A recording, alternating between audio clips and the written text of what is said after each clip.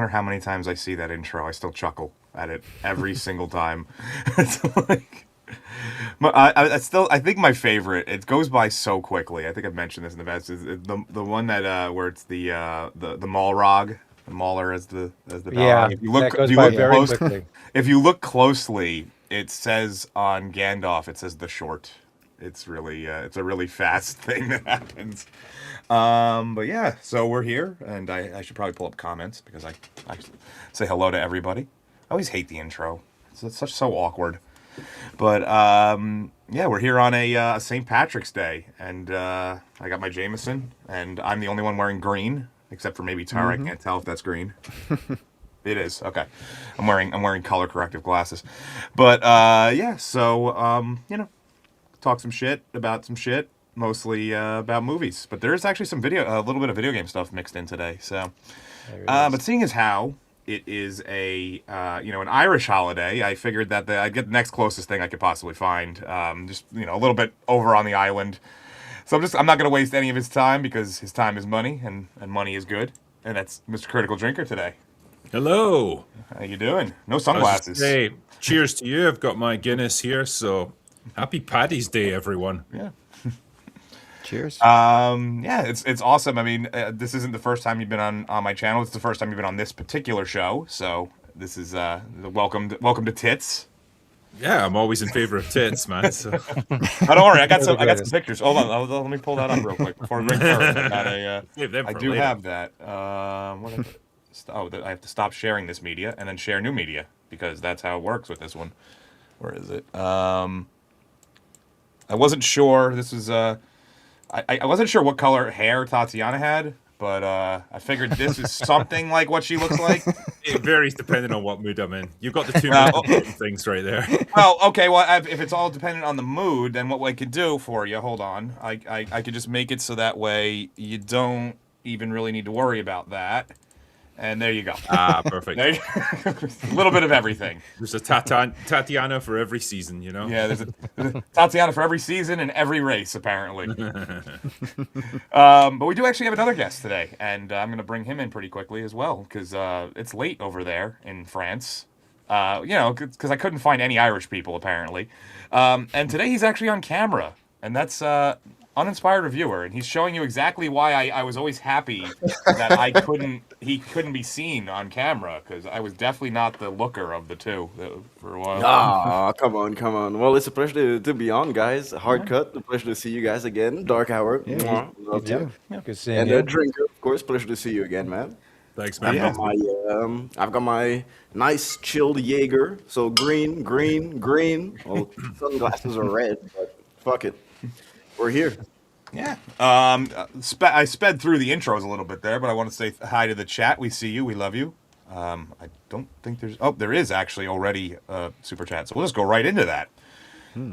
After watching Hamnet, I'll never see another Jessie Buckley movie again. Her raw emotion is way too much for me. I did not see Hamnet, so can someone maybe sum that up for me? What he's talking about? And that was Box Office Brawler for $4.99. Yeah, it's the story of Shakespeare and his wife getting over the death of their son. So okay. Nice cheerful source material. Yeah, and apparently she delivered, I guess you would call it a powerhouse performance. When I think of Jessie Buckley now, I just think of The Bride, and that just gives me cold sweats. Awful. Yeah. Shit, is that her? Yeah. It was. She played The Bride. She definitely swung for the fences with that one, I'll say that much. Yeah. Dude, I was put off after the first 45 seconds of the movie. That was all I needed. Yeah. Once I saw them trying to retake Mary Shelley's work and say that she's the one who wrote this, she's the one who's possessing, I'm like, no. Just let the woman rest in peace, man. She wrote her thing. We're done. If it's any consolation, it does not get any better after that. So you probably respect it. I tapped out, I think, at exactly 30 minutes. That was it. I couldn't Is that one up continue. for any Oscars? Because I didn't even really follow the Oscars. I looked up some of the winners Hamnet and key was categories. up, Yeah. Hamnet. Anything? I think it did win something. Just her, right? Buckley, yeah, she won Best Actress. But I don't think it got anything else. Yeah. Actually, that was I figured we'll just kind of get that out of the way first. Anybody will go like round table. Anybody have anything they want to say about the Oscars? I mean, it was pretty much just like you have sinners, like one battle after another, and it was just like, okay, between the two, who's gonna win? So, kind of a boring, annoying, typical day at the Oscars. Yeah, that's pretty much how it was. Like the Oscars was very, very mediocre as it usually is, and sadly, Sinners won some stuff, but didn't really deserve it. I'm glad that you say that because Overrated that's like the movie. most fucking overrated movie last year, in my opinion. So Yeah, I mean, they glazed that movie so fucking hard. Yeah. The thing that's annoying about that is like it's not a bad film. Like I didn't No. hate it. I quite enjoyed it. I think the performances are really strong.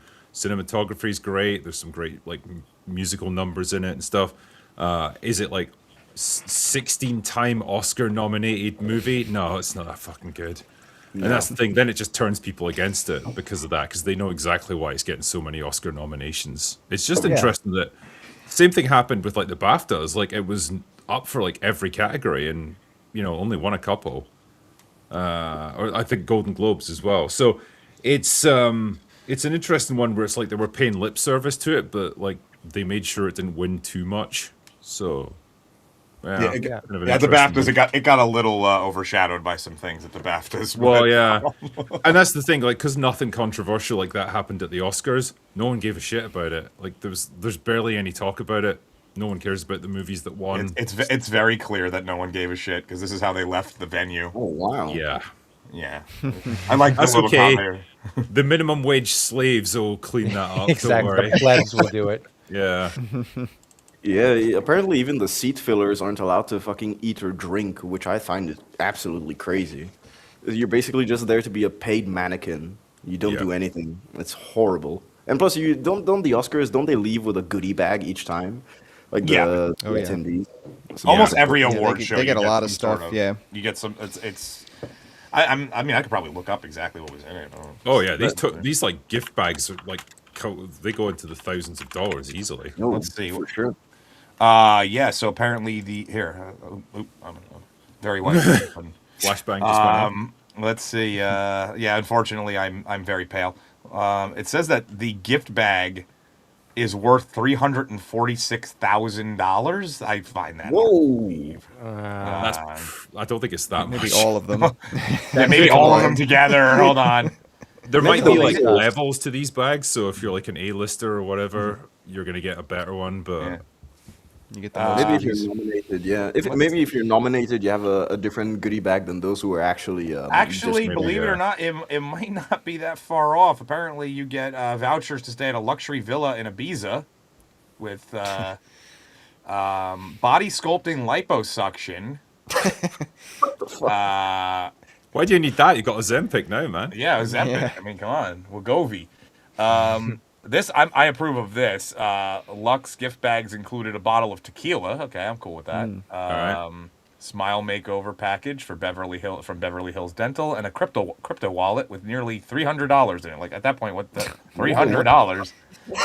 That doesn't even cover that doesn't even cover anything. But yeah, it's okay. So here what it is: physical take-home items estimated around $6,000 per person. Yeah. I guess it's all the That's right. experiences stuff tally up into that like Yeah. 6 figures. But probably whose one- tequila was it? It did. Yeah, I mean, I'm Be the sure I Rock. could do some. I'm sure I could do a deep dive on the tequila, but it did not. But it's honestly, if I had to venture a guess, it would probably be like Clase Azul. That's the the high end tequila. Yeah. Yeah. But in terms of like winners, I think One Battle After Another was just like perfect Oscar winning material. I mean, I found it an absolute snore fest and one of the most self-indulgent movies I've seen in a long time. But it's exactly what Hollywood wants to win. It's like spouts all the correct political opinions, big, beefy cast of actors, Sean Penn and DiCaprio. Of course, it was gonna win. Yeah, Paul Again, Thomas but- Anderson won for best directing, I think. Yeah, Yeah, I think he this did, is which his total- first, isn't it? total flop Yeah. at the box office. People were not interested in it, but It's it's funny what Hollywood because likes. it almost feels like he won it based on his catalog rather than the movie itself. You know, Yeah. you would, Yeah. Yeah. I mean, I think I said the other day when I was on Open Bar, I said something along the lines of like, I didn't find it as like a lot of people found it horribly terrible. I was like, this is a movie that I would watch on a flight kind of thing. Like it's, you know, I could deal with this movie. It has a lot of, you know, it almost felt at certain points like it started out as a parody of things and then it just took on its own life and like became So- more serious. It's basically a movie that you'd watch in a steel cage, but that you cannot escape. So, Yeah. Well, yeah, I mean, given a choice between jumping to my death over the mountains or watching the movie, I'll choose the movie. Or just choosing a different film. I don't know. I don't know. I don't know if this- Sometimes, if this- depending on the airline you're on, you have a very limited selection. Well, I was going to say, does this ever happen to you guys where you're watching your own movie and then someone in the seat, like in the row in front of you, is watching some better movie and you end up like staring over their Yep. shoulder and Yeah. watching All their the time. screen half the flight? oh yeah, That Well, would that's what I 100% happen with this film. Oh yeah. Last movie I watched on the plane was probably Underwater. That was it. You know, the Oh, Christian yeah. story. Yeah. I like that movie. I actually like it. Yeah, that's one you've told me multiple times to watch, and unfortunately I know the twist ending, so it kind of loses its luster a little bit. I think it's- it's still entertaining. Yeah, I think it's weird because it feels like it's got, you know, not pretensions, but like it's got ambitions to tell a more complex story than it probably should for the genre. But it's like, oh, it does it pretty well actually. So yeah, I thought it was Yeah. okay. Plus we Yeah, get French visually, it's a nice looking movie. Yeah, and French representation with Vincent Cassel. So yeah, Yeah. You're always French good when it's seeing him. convenient for you. of course. $2, Mega Spidey Man. Favorite Irish actor and why? Any hope for Spidey 4? We could go in whatever order you like for that. Do you want to start with the Spidey 4 part? Because I don't think that's ever happening.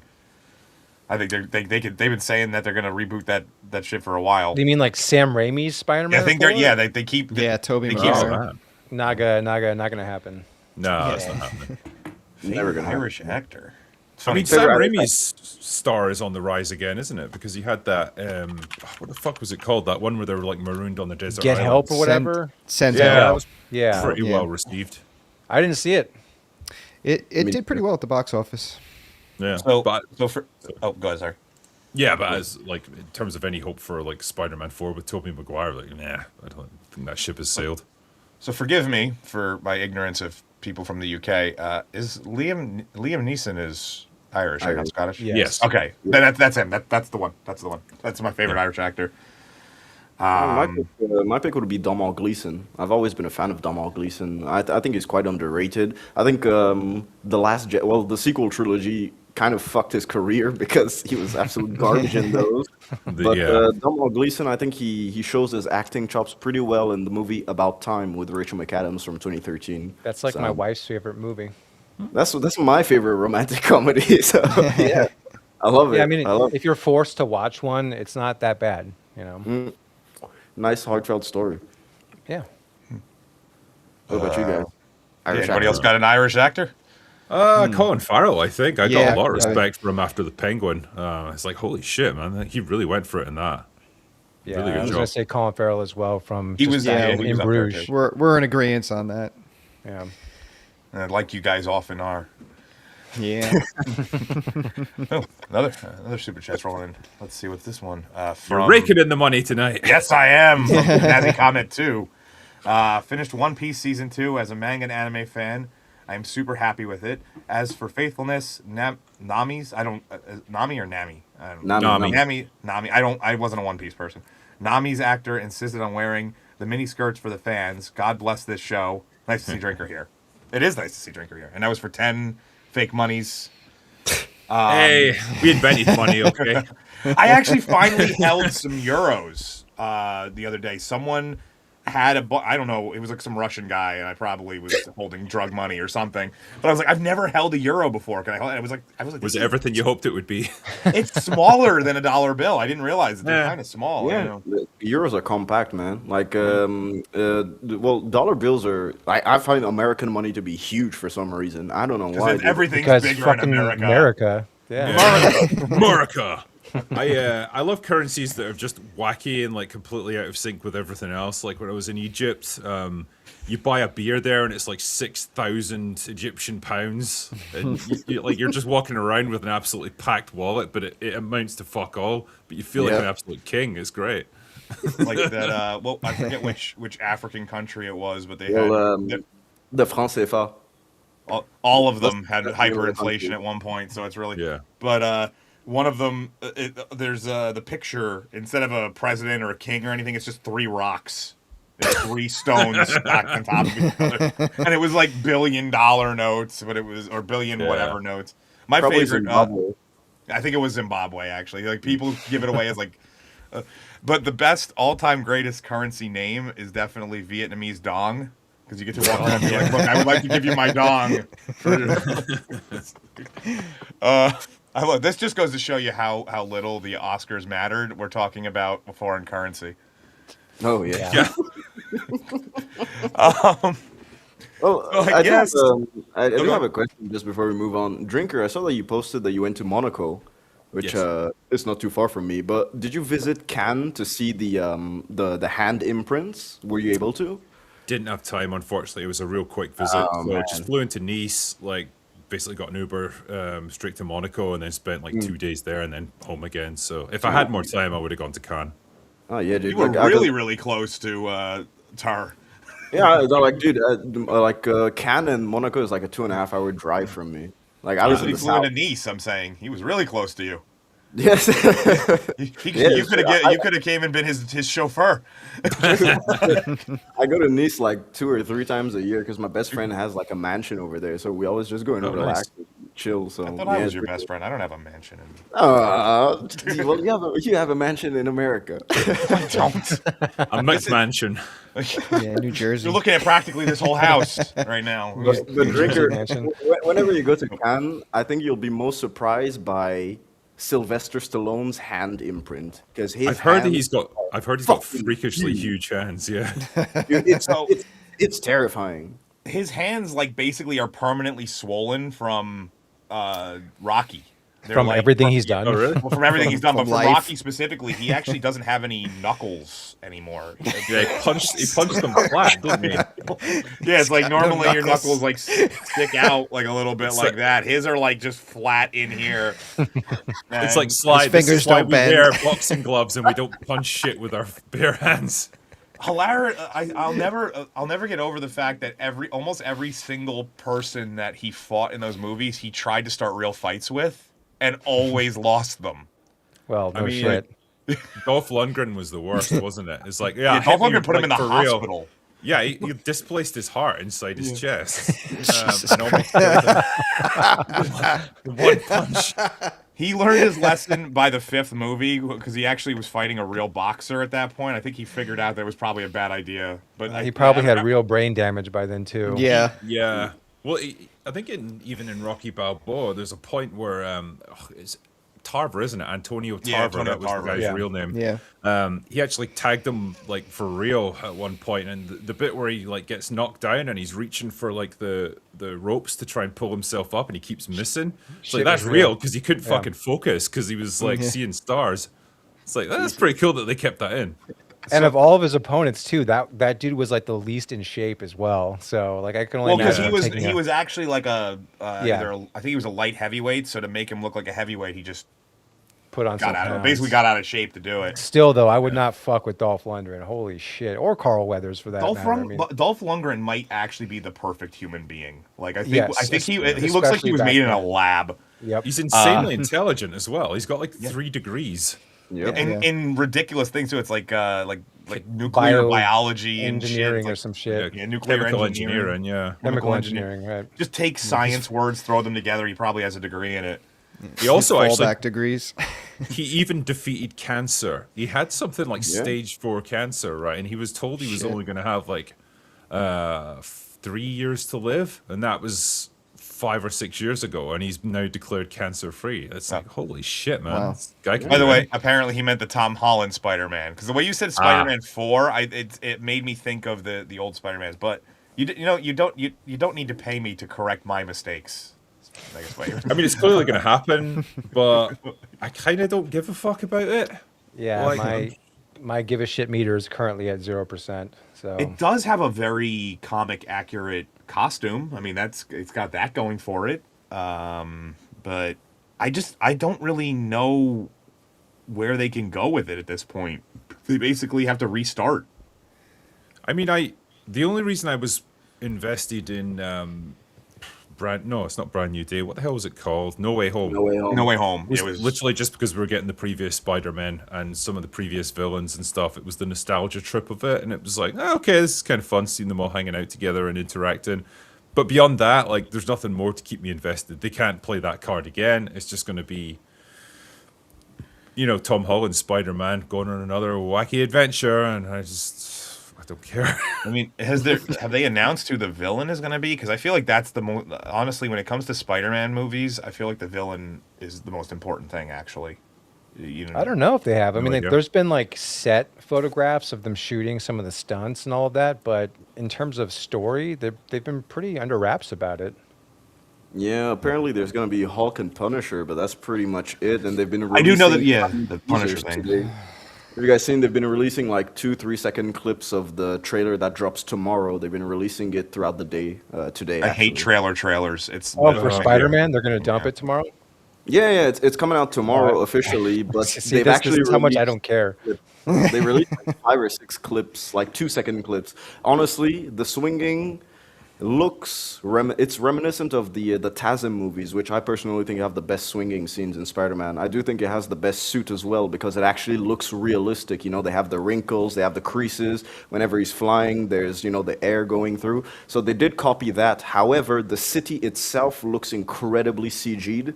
So I do want to watch it in context of the trailer tomorrow, but at least they're doing a bit more effort. But even in terms of the story, I don't really know why they're going back to him because they have released a picture of him and Zendaya, and I'm like, you guys set it up perfectly for us to have a solo Spider-Man story without all of that fluff, but they're just going away from it for some reason. So yeah, it's gonna be a weird movie, but the trailer we're gonna get it tomorrow, so we're gonna have all the context, and we'll probably get a tease of who the villain actually is. Yeah, I'm so tired of Zendaya, man. It's like, Oh God, yeah. it really is that fucking meme of like the guy getting held like a drink and he's like, no. And it's like the drink is Zendaya. And like, it's like, the guy is just all audiences. Sorry, you want to take this one since it's kind of in relation to what you said?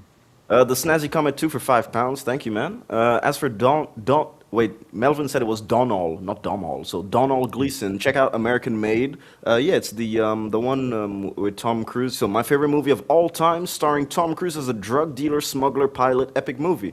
Yeah, I like the movie, honestly. I think American Made is a very fun movie to watch. Yeah. It's highly entertaining, and it's probably Tom Cruise in the most, I guess, likable Tom Cruise version of him playing himself, as he does nowadays. So yeah. Okay. Thank you. Possibly the largest super chat in the history of this channel. I'd have to go back and check that from Road Unlife Productions, who's been on the channel, might I add. Thank you so much for this. Thank you everybody, by the way. But I feel like I have to read this like really well now. I think the only people who truly love Starfleet Academy is Disney. They don't even have it though. But everyone is talking about okay, I get it. Everyone is talking about how terrible the show is and that it isn't made by them for once. Yeah. It makes them look good by comparison. On the good side of science, on the good side of science fiction, Project Hail Mary is getting great reviews. Actually, Drinker saw it already. And Fire Kurtzman, hire Weir. Andy Weir is like the author of Project Hail Mary. Oh, okay. Yeah, Drinker saw it. He said good things. I was hoping to get to watch the. They were doing a. What is it? A preview. Early access, an early access showing, but my theater didn't get it. And I was working an overnight last night, so I would have had to go to my theater because I would have had to go right to work. Unfortunately, I wasn't able to go to one of them. So I'll see it next week sometime, but I'm excited. It's a lot of fun. It does justice to the book. I think they did a great job with Rocky, like the little alien that he befriends in the course of it. Rocky is more likable than all the Na'vi put together. And he's literally a crab made out of rock. Like, he doesn't even have a face. He's more likable than Spider. Yeah, weirdly. And yeah, I even Mahler enjoyed it. He watched it the other night, Wow. and he's like, "Yeah, I enjoyed it a lot." And it's like, "Damn, it must be good then." All right. Speak. Might as well pull this up. Speaking of things that Mahler likes, and probably likes that it was canceled, I'm sure you all have seen this. Basically, everybody at this point, you know, it was over the weekend. It pretty much was confirmed that it was axed. They're not going to be doing the Hulu reboot of Buffy. And she blames it on one executive who was not a fan of the original, and no one saw this coming. I think everybody saw it coming, but who knows? I'm not the biggest Buffy guy. Like, I watched a little bit of it only because I feel like in order to have any conversation with girls during that time period of my life, I had to have some understanding of the show. All the girls liked Angel back in the day, Yeah. man. Oh, Angel was the shit. But I know my co-hosts were both, or at least was it you, Bobby, who said? Yeah, you this were- is this Yeah, is all Bobby. yeah. I went through all 7 seasons of Buffy, and I actually prefer Angel. I like Angel a lot. I mean, that was back when Joss Whedon was actually relevant. But yeah, I'm happy it's not coming back because the series ended at like the perfect spot. So and beyond that, you know, they continued the story actually in comic book form. They did a season 8 in comic book form and kept it going. They did that with Buffy. They did it with Angel. So I don't think anybody needs to see what they're going to do 25 years later. I mean, Yeah. I don't care. And I was a big fan of the show, so. Well, yeah, I mean, and they have. It's like what the executive producers said. Like, oh, so one of the executives wasn't a fan of the show. Well, there you go. Fuck off. Like, don't make it. Then. Also, Well, Chloe Zhao or something was involved, and I don't think she's right for it either. No. Because that's the thing. They're trying to shift the blame onto this executive, like this Yeah. random boogeyman who was like, oh, yeah, it's just because this guy didn't support it, fucking asshole. But apart from that, it's gold, you know, that's been kept from you. And it's like, no, you've released this, the scripts have leaked online. People have read them. We've seen the absolute dross that was in it. There's a very good reason why they didn't pick this up. It was dog shit. And so, yeah, it makes 100% sense that they wouldn't have done this. And it's better for all of us that they don't tarnish the legacy of it by doing this crappy reboot. You know, I don't want to see... maybe, like I said this in my video, maybe if it was done like 10, 15 years ago with Joss Whedon still at the helm before he got cancelled, and Sarah Michelle Gellar was still young enough to do still the fighting scenes and that sort of thing, you could have done something with it. I'd argue you don't need to after 7 seasons and, 140 odd episodes. They probably had done enough Buffy by that point, but they could have done it back then. Now it would just be embarrassing. Yeah, they just needed to do it before things got retarded. So Yeah. Hey, They how missed dare that you use window. that word on my channel? Don't drop hard R or retarded.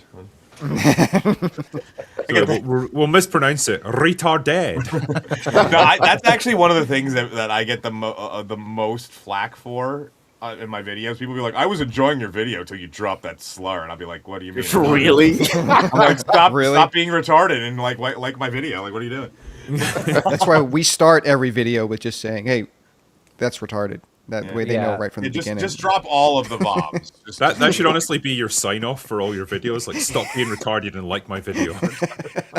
I mean, we just you recorded know what? our Maybe I will start doing that. we just recorded our last Starfleet Academy video last night, and we probably have the record of how many hard R's we say. In that, No, I hold that record. I promise you, I hold that record because I called in every single time I said Riri Williams' name in my 2 videos for Ironheart. I said Ironheart. retard Williams every time. I promise you, I hold. I mean, the they record. fucking The set only thing themselves that up might for that. break it is some like old medical video where they didn't have any tact and they were just like, yeah, all these retards that we're trying to help over here.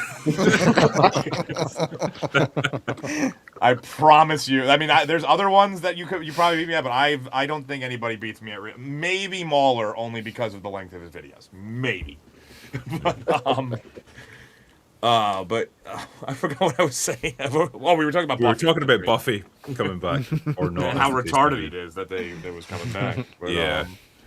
it is funny because that's one of those ones that I feel gets swept under the carpet whenever people try to be like, "Oh, you guys just hate women. You try." It's like, no, Buffy. A lot of people in this circle loved Buffy and didn't have a problem with her beating the shit out of much larger vampires and stuff. So it's. Well, I mean, just like look at the new fucking Resident Evil game. That game comes out, and one of the protagonists of that game is a chick, and no one cares. Like, no one gives a shit. Yeah. It's not a problem at all. And in Buffy's case, you know, it's explained in universe why she's able to beat up people way bigger than her. It's because she's the Slayer. She has like supernatural powers. She's stronger than a normal human, and so it's fine. Like, well, you've accounted for it, and it makes sense. Great, let's move on.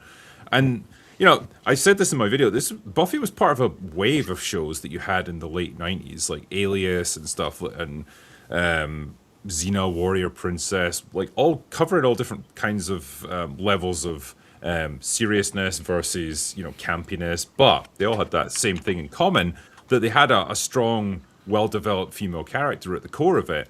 And hey, people didn't care. They enjoyed these things. That's why they were successful, and they went for season after season after season, and they didn't have to get bogged down in shitty identity politics like they are today. They didn't become a battlefield, because weirdly, I feel like we were in a better position culturally in the 90s. We were almost like more progressive then than we are now. We were over Now everything everything's- back then. Yeah, we're over this stuff. And like now, like at that point, we were just enjoying entertainment, and people weren't trying to make a political point with everything that they made. They just told good stories that were entertaining. Great. That was a nice time to be alive. I'm glad I got to see it. The '90s was pretty awesome.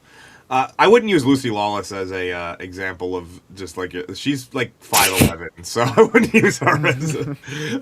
But I did see. Did anybody else see that? I should have taken a screenshot of it. There was a leak of part. I think it was like page 2. I think it was if I recall, it was Robert Meyer Burnett did it. I can read it to you because I've got it. Oh, on Twitter perfect! here. If you give me like, please do that.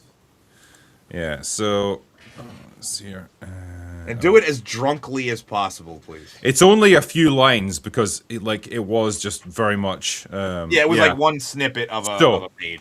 This is from page 2 of the Buffy reboot pilot script. Stacy, you could have at least defended me. Chris, I didn't want to take away your agency, babe. You hate it when I dim your light.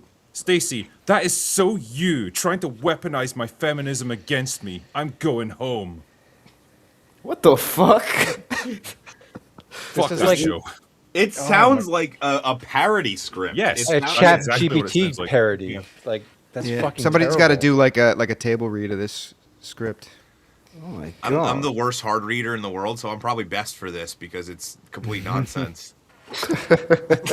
Dude, you know, as someone who's never watched Buffy, because, you know, I wasn't alive at the time, so, you know, the only Young motherfucker. Hey, listen, man, I was born the year the Two Towers came out, okay? Oh my Listen. God. He was born then, and he was God, also man. in Africa at the time, so odds of Buffy just be like Yes. hanging around anyway. So it's like True. Yeah. The only relation that I had to Buffy growing up was watching Sarah Michelle Gellar as Daphne in Scooby Doo, watching her kick ass in the original, in that one, and like when I grew up, I researched it and I saw that it was because she had played Buffy before Scooby Doo had come out. So I was like, oh, okay, cool. Yeah. That's a nice Easter egg.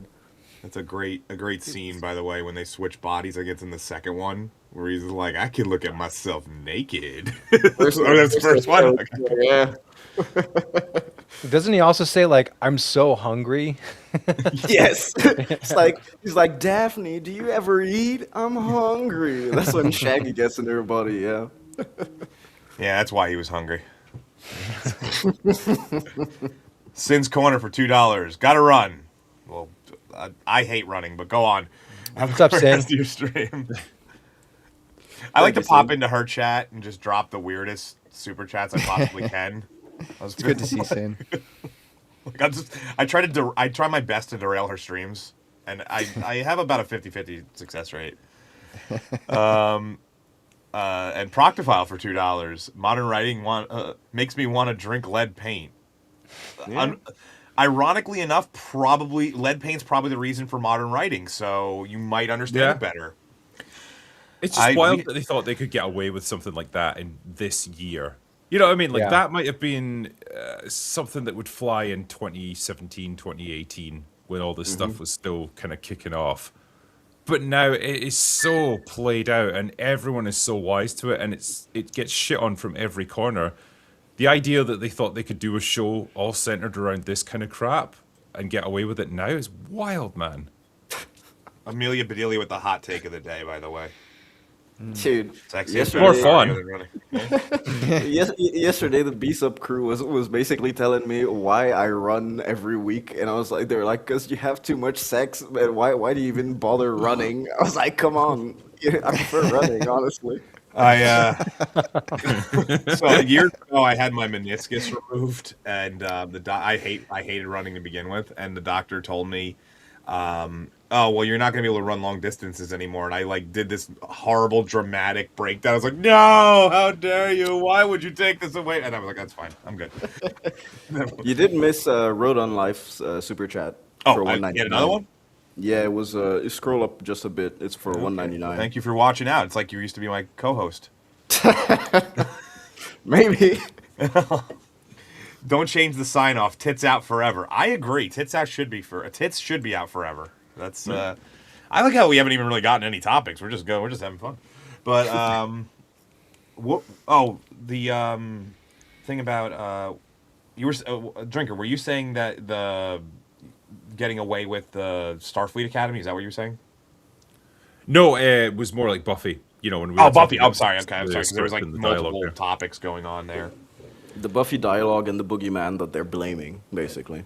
That's what we were on. Oh yeah. Oh, The okay. unnamed Sorry, because I know that executive. there was also the Starfleet Academy. That's another one that I'm shocked they thought they were going to get away with too. But I haven't even finished the show yet. I'm still doing my third video, and I still haven't. Oh, I man. cannot bring myself to watch the finale. I'm like, I Dude, know that I have to fucking finish end this video. is garbage. It's so Peak bad. television.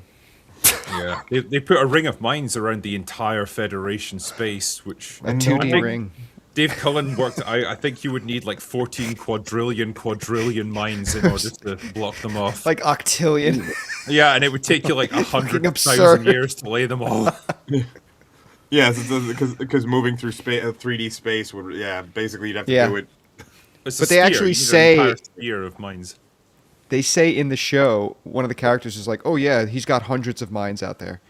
So they try to like just brush it off, like, "Oh yeah, just a few hundred. You know, probably didn't take him that long." But if you actually do the math, it's I absurd. mean, I guess they're just really big. Like, It's unstable though. Yeah, they're very unstable. I mean, yeah, I think this has pushed people like Gary and Disparu to the brink of insanity. Like, I can tell, Oh, like, yeah. getting close to breaking them, and they have dealt with some horrible shows in their time. But what's galling is that, like, Star Trek recently did it not get a Saturn Award, like a Lifetime Achievement Award or something? Yeah, being, for the like, 60th anniversary. Yeah, and it was fucking Alex Kurtzman that came up and accepted the Oh, award, like the most man. undeserving person. That man's done more to destroy Star Trek than any other human alive. Yeah. Yeah, 100%. Yeah. It was funny Hold, because hold my beer, JJ. I'm in the same boat. So I think it's even worse for me because I was never really a big Star Trek fan. I just did it because a lot of my subscribers were like, "Hey, you should do this," and I was like, "Okay." And then as I got deeper and deeper, I was like, "Could I please stop? Like, I don't want to finish this." That's literally me too, Dark Hour. I feel the Yeah. exact same way. That I'm kinda a pushed him casual into Trek fan, so Yeah. I like the watched. movies. I watched. What is it? The Next Generation, because that was kind of becoming it was having a resurgence with syndication when I was around the age that it made sense, and so I watched that one, that actually led to me getting some shit from somebody because I pronounced it Koknosh, which is how the Klingons pronounce Cronus in The Next Generation, and then basically a bunch of people like attacked me. I was like, but that's how they pronounce it in the show. Like, why are you attacking me for this? Oh, I'm just trying to be one of you. There's always going to be one. There's always going to be that one asshole out there who has a go at you for something. Well, don't worry, we'll get to that eventually. We have a whole segment on this show called about comments that lack any type of intelligence or thought. But that being said, what else do we have? Yes, Firefly. Since we're talking about Joss Whedon, anyone excited for this? the animated. I actually do have a video for it. That's the like announcement video. But if you guys want to talk about it real quick bore I actually play Well, it. it's still a prequel, so Yeah, still takes place before Serenity. Well, who's writing for it? No, as of right now, it's Just basically the nobody video knows. was them begging for permission to do it. That's essentially what it was. Maybe it's probably best if I play that. Hold on, let me. Okay. Yeah, let's see. Where is that? Is it? No, do I not have it? Apparently, I don't have it. Oh no. Oh, here it is. Okay, sorry, I just didn't add it to the. As of this moment, the word is out. We are going to try to bring back Firefly. And this time, we're going to animate it.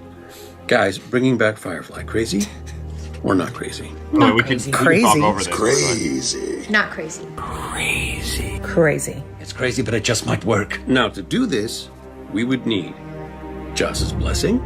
I got it. The rights from 20th Century Fox. / Disney. They got excited. They said yes. The showrunner. I got 2. Tara Butters, Agent Carter, Dollhouse, Mark Guggenheim, Arrow, Flash. They're married. They met through Firefly. Script. They're got married. An animation house. Academy and Emmy award-winning Shadow Machine. The last piece we need is a home. A home. A home. A home? A home? Take it from the Native Americans. And for that, we need you. Like this post. Comment on this post. Repost this post. Tag your friends. Tag your family. Tag your enemies. I'm asking you to do what you've always done. Keep Firefly lying. Oh, and I'm about to go pitch this thing, so wish me luck. Good luck, Captain Tight Pants. Good luck. Good luck. Good luck. Good luck with that, Nate. Good luck. Good luck. What the fuck happened to Jewel State? Oh God, dude, she used yeah. to be so She hot hit the back wall. in the day. Wait. I need to put. I'm going to put my Jane hat on for this. Nice. There we go. I'm surprised they got him in that. Yeah. Man, why couldn't they have done this like 15 years ago? Like, why Seriously. now when they're so fucking old and it's been so long? And it's not even like, yeah, it's not even an announcement of anything happening. It's literally just, we've got an idea to try and do this. Please give us money. Please let us do it. Please just give us something. That was basically a video you post on your Indiegogo or your GoFundMe to try and get Waiting something for made. fundraising. By the way, I'm not sure what Melvin was watching because Jewel State looked like she looked like she had part of her chin removed in surgery. I don't know what the. Her whole face looks different. I met I her know- at a convention years ago and she was skinny then. She looks worse now. She lost weight for the movie. Like, she changed quite noticeably between the show and Serenity. But I think they all did because it's like, hey, it's movie time. They're all like super buff and tanned all of a Yeah. sudden because they want to look good. But yeah, I guess you just kept it off. But the other problem is like because it's animated shows do have a tendency to just get overlooked and not really taken seriously, which is often unfair, but it's just reality. People want to see the real physical actors back, and Yeah, I definitely agree with you on that. I think that since it's going to be animated, it's definitely going to be overlooked by a majority. And plus, you just add to that the fact that no one asked for this, no one really wants it. I don't know who they're probably doing it for. I guess people would watch the first episode and be curious about it. People who aren't YouTubers, of course, who make a video on it normally. But people will probably watch the first episode, and if they aren't hooked after the first episode, I think it's going to sink badly. And plus, you also have to depend on the quality of the animation, because, for example, Invincible, people still watch that. However, it's criticized heavily for the animation that it's doing right now. And because a lot of the money of Invincible is basically going to casting these A-listers as voice actors instead of actually putting it into animation. So if they can't find that perfect balance of good animation or even just passable animation with good storytelling, then I think it's going to sink because it already has a very big mountain to climb. Okay, I'm just going to say here, Melvin, I love you as a mod man, and I'll always treasure your work, but you're a fucking retard when it comes to I'm glad you did it because I love Melvin. Too. He's a great guy, but he has some. I will tell you this: I've spoken on the phone with Melvin multiple times. I don't know what his standards are, but they're somewhere above Olympic level gold. I don't know what the hell's going on there. But also this one, Jay Jameson, Serenity didn't do terribly well. That's because it was a movie that was based on a show that was effectively sabotaged. No, I was effectively sabotaged. You know, like how can you imagine any show that you ever watched that didn't do well? If they released a movie, how good would you expect that to do? Yeah. It wasn't done on a huge budget, and I don't think they had any faith in it in terms of like putting marketing muscle behind it either. If we hop in the time machine and go back to 2005, I don't remember the marketing being particularly great for that. So no one was interested. Well, yeah, they didn't even bother. Just to a tell small people group of fans. You know. Yeah, exactly. Like, I think the fact that, because me, for example, I knew about Serenity growing up, but I never knew that it was related to Firefly whatsoever, the initial times. So a lot of times I would watch it and I'd just be like, okay, this is interesting, but I want more from the story. But I didn't get that because I hadn't watched Firefly back then. And I think that's what a large portion of the audience did. So it's basically the equivalent of, because Breaking Bad wasn't a success in the initial seasons, but it's now become a huge thing that everyone respects, of course. So it's basically as if they did a Breaking Bad. It's as if they did El Camino without Breaking Bad having the huge success that it had. So that's the huge fuck up that they had back in the time. Yeah. Stupenzo. J. Lee Atwell. I'm not sure who J. Lee Atwell is, but J. Lee Atwell is hot. One battle deserved the best picture. Honestly, it probably did only because there wasn't really even if you just think it's an okay movie, there really wasn't a crazy. You know what deserved the best picture? And I will fight for this every fucking day of my life. K-pop Demon Hunters deserve best picture.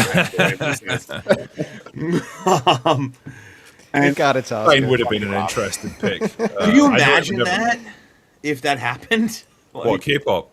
Yeah, K-pop Demon Hunters won. Like, I mean, it'd be nice just to throw, a complete spanner in the works. Like, why not? That movie, honestly, the more times I watch, and I watch it a lot. I watch it almost too much.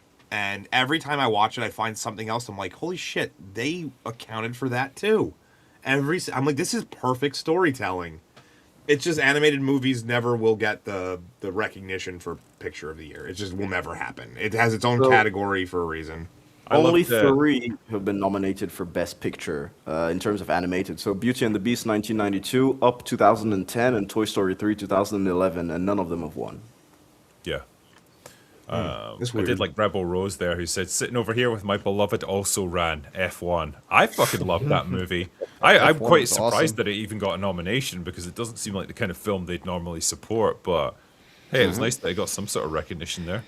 F1 was just such a good I mean, they gave them the token sound. The sound. It's like, no one cares about that. Yeah. Might as well have given it to the key grip or something. It doesn't really. No one cares about that one. But honestly, that's another one that I didn't watch it in theaters, and I regret it now. Oh, dude, you should have, man. You should have. So good in theaters. Yeah, because it definitely had every. That was a theater movie. Unfortunately, that you does not get the. It was the first ever movie that I'd seen in 4DX, and it's the last movie that I've seen in theaters. And I watched it 3 times in theaters in 4DX just because it was so entertaining, especially in that that setting. It was really, really good. And no, Spirited Away did not get nominated for Best Picture. Number 1, it's an animated movie. Number 2, it's a foreign animated movie. Yeah, they were never gonna foreign films. Found out that I've been pronouncing Studio Ghibli wrong for a decade recently. I was like, holy shit. Honey, where were we?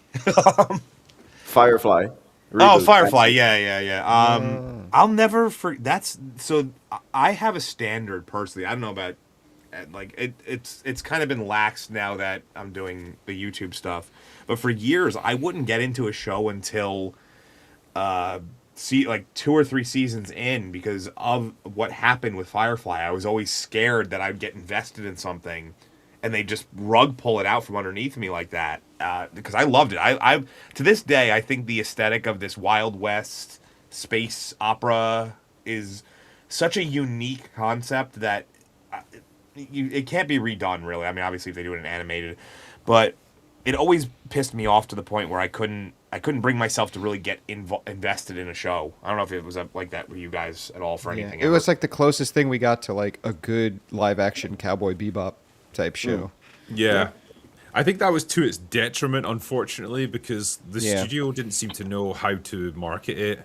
And I remember seeing it advertised back in the day and just being like, what is this weird fucking Cowboys in Space show? I don't get it. And I never really gave it a chance, which was unfortunate, but only like 20 years later did I finally watch it and realize how good it was. But I think a lot of people maybe had a similar experience where it was just a bit too wacky and out there, and the studio, the network didn't seem to have enough faith in it to really push it.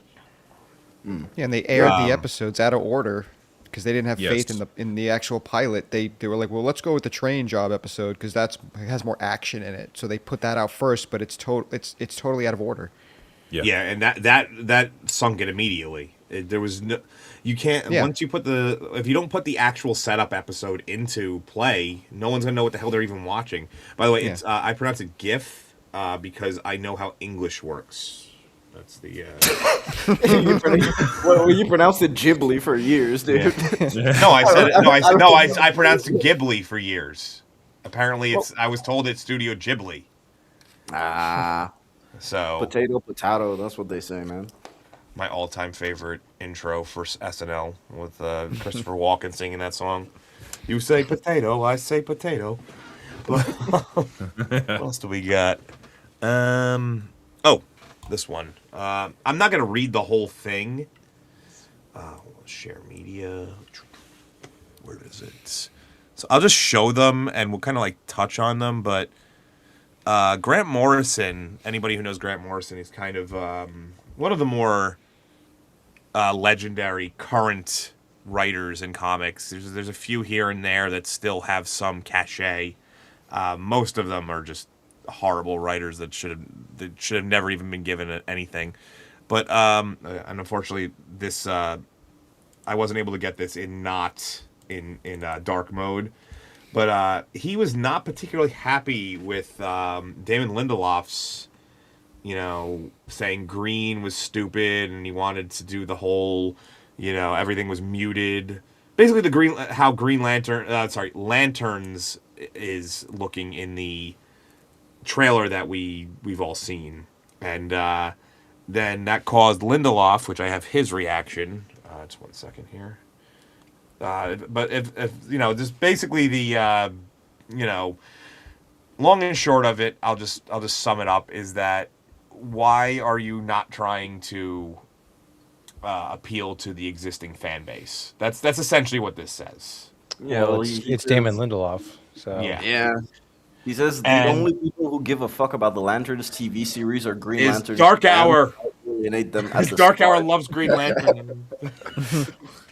It's funny. I didn't even know he was the showrunner until now. So this show's fucking done. There's no way it's gonna suck ass. I mean, it's part of James Gunn's DCU, so people increasingly just don't give a fuck about that. There's a great sentence here that I think is pretty descriptive of it. The show might even be good, but how much better could this stuff be if studios were willing to hire the right people for the job instead of phoning their embarrassed friends to water the source material down?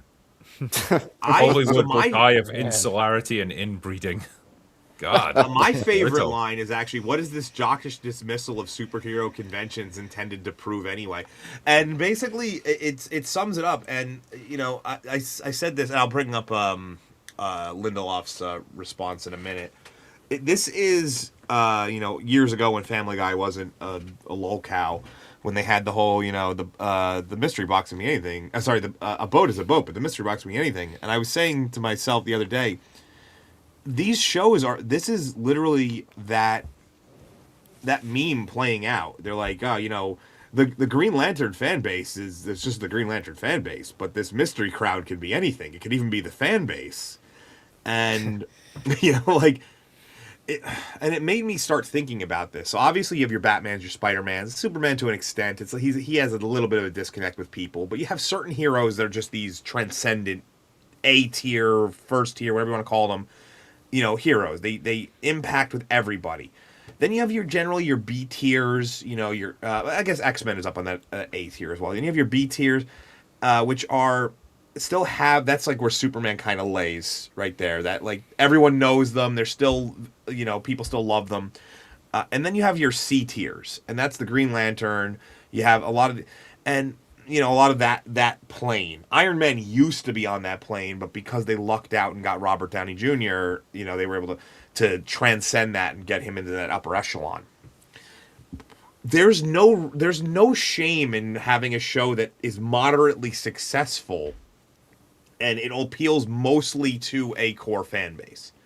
And I just wish that they just keep shooting themselves in the foot with this, as Drinker, as you would say, this modern audience, this concept, this fictitious group. It's not quite the modern audience that we often say, but most people don't know about the Green Lantern Corps and all these things. So for them to take it and then change it to try and appeal to other groups, it just seems like a horrible idea. And I'll let you guys all react while I pull up the other one.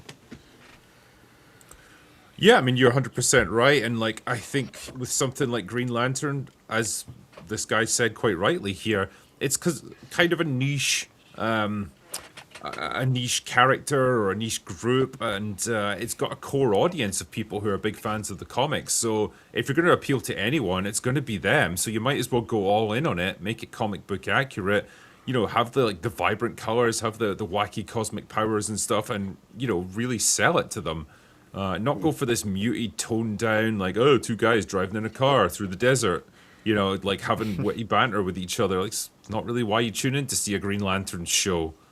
And so it's just the ultimate takeaway I think myself and a lot of other people had from that trailer was like, won't be watching that then. Got better things to do with my time. It's weird because we were talking about this on B-Sub the other time when the Lanterns trailer came out, and one thing that I had brought up was that we've all been clamoring for grounded superhero things because it's always the multiverse, it's always the fate of the earth, always this, always that. And now we finally get an actual grounded superhero thing, but it's not it's literally the worst IP that you could have chosen for that. It's Green Lanterns. Show us space. Show us the lanterns. Show us them on another planet doing whatever they need to do. We don't want this pseudo-true detective bullshit that we know that Lindelof is not even going to write properly because he cannot write to save his own life, but he's failing upwards for some reason. And I do not understand why, for a Green Lantern show, we're going in this direction of grounded realism. It's not the way to go for Green Lantern specifically. Do that with Batman, do that with someone else, but don't do it for the Lanterns. And especially the fact that you have Lindelof saying what he said, that we'll bring up soon, and of course apologizing for what he said. I only have the apology, so if you want to sum up, don't worry. Well, he basically said Green Lanterns, calling it green was stupid because he wants... that was basically it. Calling Green Lanterns is stupid because he wants his fucking True Detective type of show. So that's why he called it Lanterns. That's why the suits aren't green. And even the fact that we actually have suits hanging on hangers... Yes. Why? Just wear the literally ring a construct. on. Yeah, it's so stupid. From the get-go, it's not only disrespectful to the fans. I'm not a massive fan of Green Lantern. I know Dark Hour you are. But it's disrespectful to the fans from the get-go, just from the visual and from the first trailer, that you're putting off all of these people. And then your general audience as well is not really interested in what you're showing because whenever they think of Green Lanterns, as I said before, they think of space. They think of huge battles. They don't think of a fucking mini-town story with a woman sheriff and all these white guys that are cowboys who are definitely going to be the bad guys because, hey, we need to raise up Jon Stewart. And also using Hal Jordan as a stepping stone for Jon Stewart is just a sad decision because Hal Jordan is probably the only Green Lantern that people would know by name in general. The black guy said that, by the way. Yeah, that Ryan Reynolds movie is looking pretty good right about now. Yeah. So, here's the thing, and I kind of wish I would have said this on Open Bar the other day because I felt like I just didn't have... The trailer had just come out and I hadn't had enough time to really prepare for this. So you can still have these grounded stories. One of the most, ironically iconic, but yet didn't do so well storylines is Hard Traveling Heroes, which was very grounded, tackled social issues. That was one of Green Lantern's most iconic storylines. You can still have these grounded stories on, but if there's a show or an IP, I should say, there's an IP that is tailor made for these villain of the day traveling, ADHD audience concept. It's Green Lantern. You can go to X planet and deal with thing, and then go to a different planet and deal with other thing. And then you can still have your main storyline threads going through.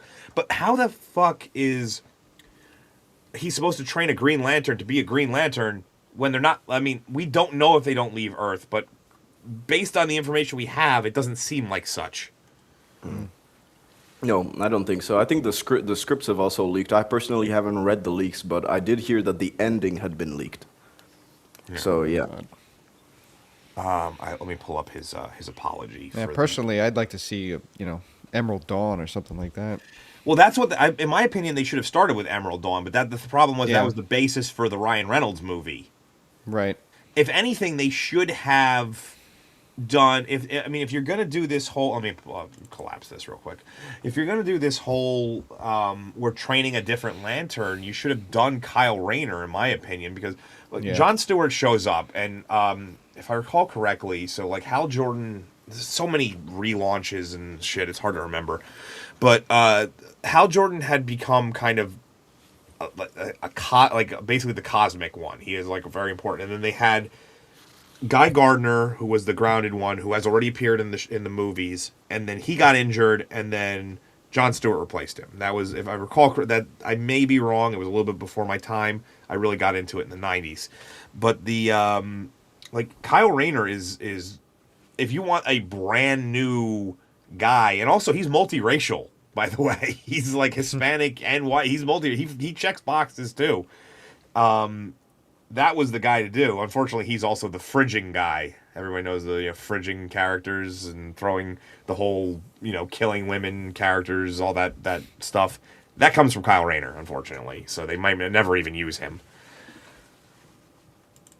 But yeah, so I love this because Damon Lindelof, of course, decided he was going to. I love the choice of picture, by the way. He's like, look, I'm definitely a fan, guys. I was always a fan. I'm not wearing this shirt because it was made popular by Big Bang Theory or anything. But which to this day I hate. But yeah, he's basically, this is the most empty apology you can get. It's just basically, I said a dumb joke on a comedy podcast, shouldn't have been taken seriously. The first time I appeared on a Comic-Con panel for the Lost Pilot, I wore my favorite T-shirt. This is the most empty apology I think I've ever read for something. I don't know about if any of you guys have read this besides me. No, this is my first time seeing it. Yeah, I mean, it just, if there was a trust me guys, I'm a fan moment, this is it. And I don't know, it's very clear that they have the wrong showrunner here. I think they just have. I think everything. They keep trying to capture the lightning in a bottle that was the MCU Phase 1, where they were using these minor characters and somehow making it work. But you don't need to do that. You have access to Batman and Superman and Wonder Woman. You don't need to play this weird, we're going to use creature commandos and strange characters for no reason. And Tar disappeared, apparently. Well, yeah, but then James Gunn likes James Gunn things. And James Gunn makes movies for James Gunn. So that's the sort of thing you're going to get. And TV shows as well. Like, that's why he puts so much time and effort into Peacemaker. Because his wife, when she was accepting that award on his behalf, straight up said, this is the most James Gunn project that he's ever done. That's his baby. Great for him, but it wasn't great in terms of raising the brand of the DCU, especially with season 2. That was a calamity. I checked out right around the scene where there was about 92 dicks on my screen, and I've watched Spartacus through, and that was just too many dicks for me. I was just like, this is. I've heard people say like he's just going to keep writing stuff that like lets him get his wife railed by people on screen. There is the theory that he's like that she's just basically a beard and. Yeah, I mean, I wouldn't be surprised. I don't know, man. I feel like they kind of roll out the chair for him in the corner on set when they're shooting the scenes, you know? Yeah. I wish I had that meme of like the guy sitting at his computer, like the stick figure sitting at his computer, like, yes, this is definitely key to the plot. I would have said Jackie Chan from Rush Hour, where he's going slowly. I want Drinker to do this one because I always pronounce it Joy Bag of Donuts, but I want to see how his Scottish pronunciation is. Joy Bag of Donuts. I love tits. Great panel, fellas. Happy St. Patrick's Day. Beer. Thank you, Joey Bag of Donuts. So, fun fact, I've said it before, I'll say it again. I sat on this acronym for like a year and a half. And I was just like, I was hoping no one thought of it. I was just like, please, no one come up with this one. It's an ass, man. It's a good one. Had on it for a while. Yeah. By the way, just before we move on from Green Lantern, Dark Yeah, Hour. I mean, I wasn't even going to move on. I just wanted to cover these two. We can still talk about it. Well, what was the guy's name that we had to interview, the writer for Green Oh, Lantern? okay. I was actually telling this story earlier today to a friend of mine, Ron Mars. Let me do this Ron one Mars, super fuck chat, you. and There you go. we'll tell that story. Off the cover, who's been on the channel, I've been on his channel, and What's up, Paul? So it's pretty much everyone. Hey, Paul. Y'all are invited to Thirsty Thursday stream next week. I think Hell I'm yeah, man. scheduled for it, and I don't think I'm working, so I'll be there. I'll send you a Last DM time I later. derailed your stream, I drank. I think that's the only time that I drank more tequila than an open bar.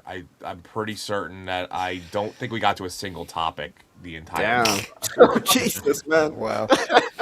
How much did you have? The whole I'm a bottle? shit guest, but I'm a fun shit guest. That's what I always say. Dude, every stream I can basically finish about 3/4 of a bottle of Jaeger. But the issue is that I tank alcohol very, very Jesus well. Christ. So Yeah. this one, this is be the one young. I didn't get too far into this one. I opened this recently, but usually it starts here and ends about right there by the time the end of the stream. Damn. It's mostly because I'm just like I gotta loosen up, and then I'm like, okay, I'm loose. I'm very loose. I'm almost done with my my bullet here, and the label's green, so you know. Oh, yeah. So, Honestly, It's if my I wasn't working contribution. tonight, I would drink more of this Jameson. But I'm working tonight, unfortunately. Dude, it takes me like a bottle and a half of Hennessy just to start getting a proper buzz. Can you imagine? Jesus. Yeah, alcohol Drinkers is like you guys are all lightweights. And here's me not even barely drinking tonight. Damn. Well, yeah, hold on. Well, I'm going to be at MegaCon, right? So basically, I'm going to spend like those entire 3 days drunk, and so I'm trying to like ease up Yeah. a couple of days before I go. Of course. There you go. This was the hardest one on for that Brock to hat. figure out. It kept putting the whiskey bottles like 9 feet above your head. I couldn't figure. I was like, "What the fuck is wrong with you, Grock? What are you doing?" Confusing drinker for the long man, probably. Yeah. Yeah. I should have brought that up. I tried to do a similar thing with Mahler, and it made him the cutest little like thing. And I was like, it takes all of the fun. I was like, this is fun. And I showed this one backstage before, but I'm gonna show it again because it was fucking hilarious. But Grock does not understand what the size of a hat should be. This is what it gave me originally. Well, it did give you leprechaun size, so there you go. It made you a leprechaun, but it gave you a normal size hat. Yeah. Yes, I'm small. The hat is normal. It's funny because like one day I'm gonna go to like MegaCon and people are gonna be expecting like a dude who's like 5'2" and I'm 6'1". And they're gonna be like, I don't understand. Why You're is your character 6'1"? so short? Yeah, I'm 6'1". I'm Jesus. I never knew that, might dude. be I might be like 6.5 inches because one of my my vertebrae is compressed on itself, so I may have lost a little height. But when I had Yeah. my license picture taken, I was 6'1". Dude, I'm 6'3", pushing on 6'4", man. Yeah. So why are you fucking surprised that I'm 6'1"? Fucking giants, man. I thought you were my Giants height, over here. dude. No, I'm a little shorter than you, and Drinker's right in the middle. So I'm 6'3", I- so There you go. There you go. Well, I'm 6'5", so if you know, fuck all of you. Well, Mahler is like 7,000 feet tall, so He is a big dude. I think he's 6'5", 6'4", Yeah, or he's a- 6'5". is Jesus. it Frankie really tall Jesus. too? Oh my god. Mahler's weird, weird, like- line of work, man. They should be When playing I, basketball. yeah, like when I go to MegaCon or any other conventions and people meet me, they for some reason they assume I'm short. I don't know if it's like the angle of my camera pointing down slightly. No, Like, you I've understand never. I'm sitting down, right? Yeah, that I've high never angle. assumed you were short. I mean, generally you can tell by like where the chair sits on a person. Yeah. So it's like if your head is above like the chair back, and it's a standard computer chair. If you're like this, if your head is touching like this, then you're probably about like 5'5". You know? Speaking of which, so I don't know if do I have any other topics that we could just fuck it. We'll just skip it.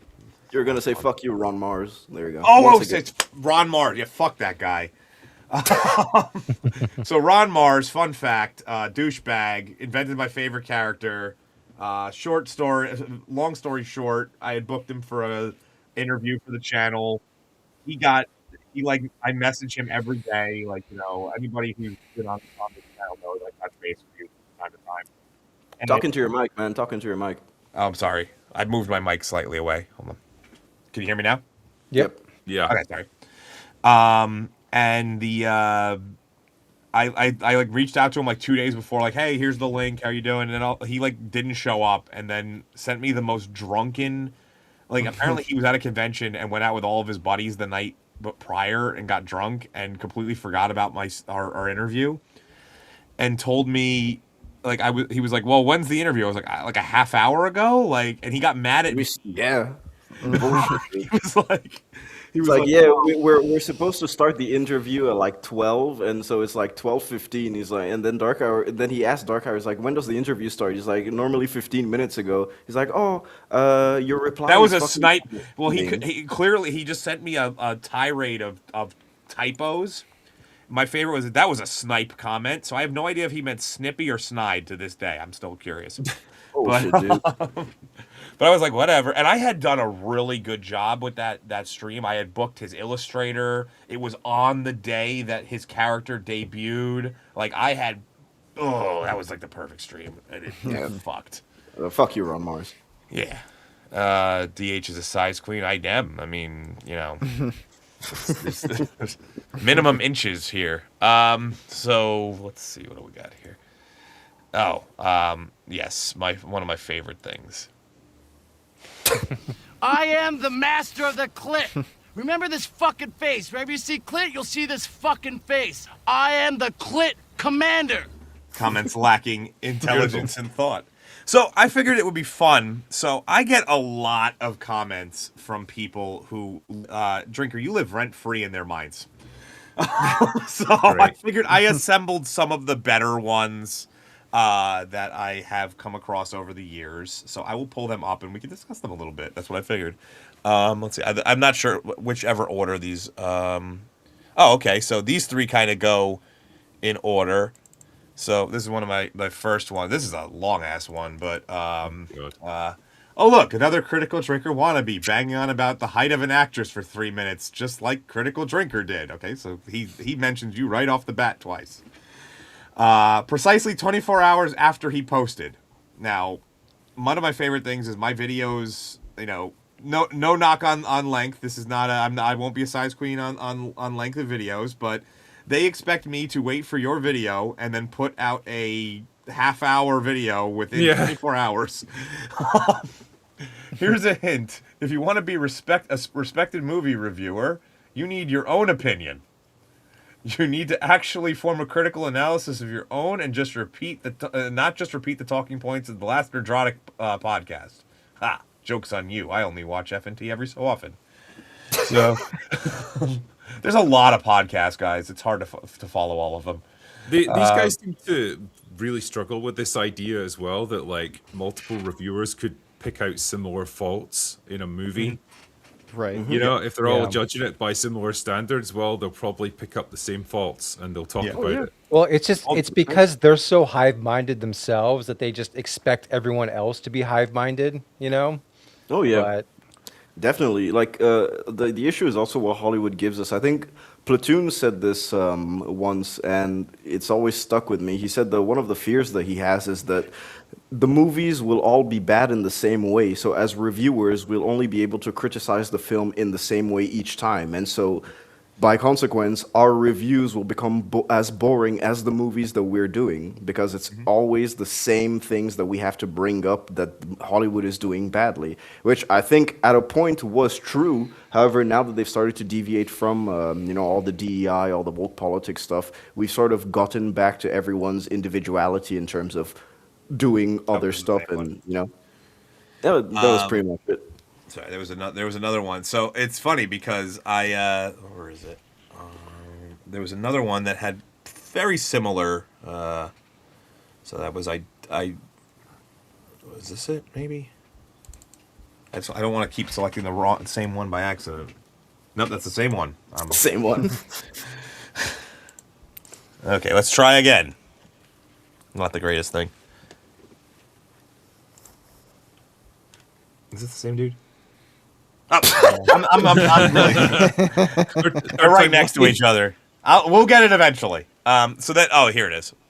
I do have my own opinions. Then, I think this was the same. This was when Superman came out, and someone criticized me for not agreeing with you. That was a good one. It was even Critical Drinker called this a good film. I was like, you damned if you do, you damned if you don't. Apparently, can't have my own opinions, but I can have my own opinions.